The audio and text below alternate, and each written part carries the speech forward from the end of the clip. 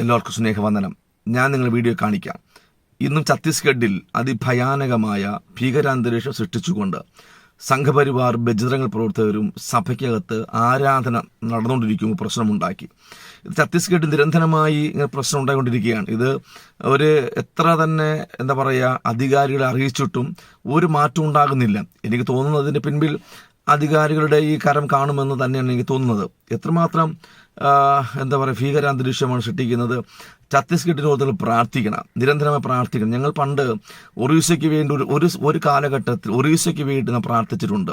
അന്ന് ഇതേപോലെ സഭകളിലും പ്രാർത്ഥനാ കൂട്ടായ്മകളിലൊക്കെ ഉയർന്നു വന്ന വിഷയമാണ്. നിങ്ങൾ ഒറീസയ്ക്ക് വേണ്ടി പ്രാർത്ഥിക്കണം, ഒറീസയോട് ദൈവം പ്രവർത്തിക്കണം, ഒറീസയിൽ ദൈവം ഇറങ്ങണമെന്ന് നിരന്തരമായി പണ്ട് എൻ്റെ കുഞ്ഞുനാളിലൊക്കെ പ്രാർത്ഥന ഉണ്ടായിരുന്നു. ഒരിക്കൽ പക്ഷെ അവിടെ അന്ന് പ്രാർത്ഥിച്ചതിന് ഫലമായിട്ട് ഇന്ന് ഒറീസയിൽ ഈ ഛത്തീസ്ഗഡിലുള്ളതുപോലെ ഒരു പ്രശ്നമൊന്നുമില്ല.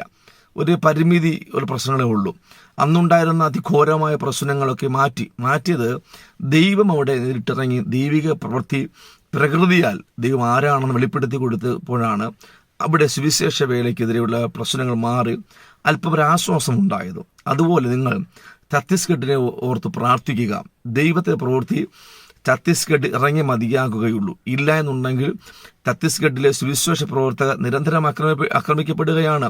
പാസ്റ്റർമാർ സ്ഥിരം പറയുന്നത് തന്നെയാണ്. പാസ്റ്റർമാർ, ഭാര്യമാർ, കുഞ്ഞുങ്ങൾ, അതുപോലെ കുഞ്ഞു കുട്ടികൾ, വിശ്വാസികൾക്കൊക്കെ നിരന്തരമായി ഇവരെ അടികൾ ഏറ്റുവാങ്ങുന്നത്, പീഡനം അനുഭവിക്കുകയാണ്. അതുകൊണ്ട് നിങ്ങൾ ദയവ് ചെയ്ത് ഛത്തീസ്ഗഡിനെ ഓർത്ത് പ്രാർത്ഥിക്കുക. ഒത്തിരി പാസ്റ്റർമാർ യു പിയിലും പിന്നെ ഡൽഹിയിലുമുള്ള, അതുപോലെ ബീഹാർ, ഇവിടേക്ക് ഒരുപാട് പാസ്റ്റർമാർ ജയിലിനകത്ത് കിടക്കുകയാണ്.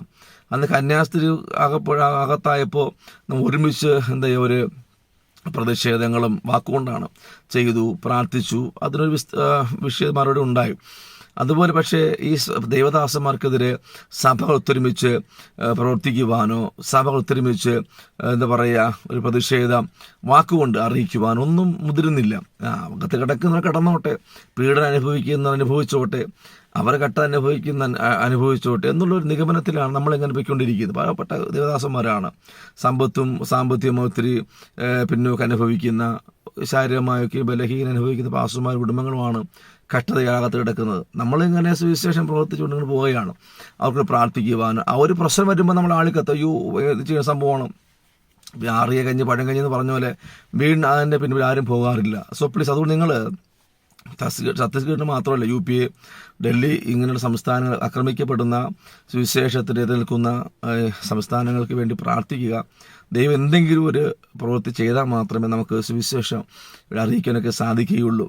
അതുകൊണ്ട് നമുക്കെതിരെ നിങ്ങൾ വാർത്ത വിടുമ്പോൾ നമുക്കെതിരെ നിങ്ങൾ പ്രതിഷേധം ഉയർത്തുന്ന സമയം ഒരു വാക്ക് ഇതോടെ സംസ്ഥാനങ്ങളുടെ പീഡനം അനുഭവിക്കുന്ന മക്കൾക്ക് വേണ്ടി പ്രാർത്ഥിക്കുക. അതാണ് നിങ്ങൾ ചെയ്യേണ്ടത്. നിങ്ങളെ വീഡിയോ കേൾപ്പിക്കുന്നത് കണ്ടു നോക്കുക. ഛത്തീസ്ഗഡിൽ നിന്നുള്ള സംഭവം